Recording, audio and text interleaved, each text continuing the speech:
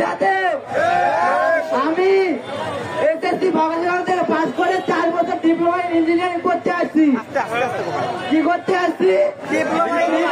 Engineering 4 বছর।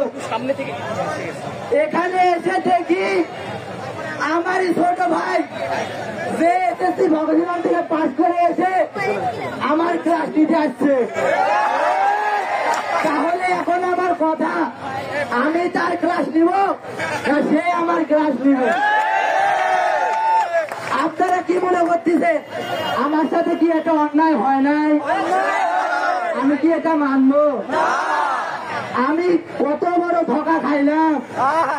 আমি যদি এসএসসি পাস করার পর প্রিন্সিপাল পদে আবেদন করতাম, আজকে আমি 2য় শ্রেণীর কর্মকর্তা হইতাম কিনা ভাই বলে? এসএসসি পাস করার পর 10ম গ্রেডে পাওয়ার পর আজকে 4 বছর সময় চলে গেল আমার ডিপ্লোমা ইন ইঞ্জিনিয়ারিং এ। আমি কিন্তু আজকে প্রিন্সিপালের পদে আবেদন করতে পারতাম এবং বিবাহ করে আমার ফুটফুটে 2টা বাচ্চা থাকতো।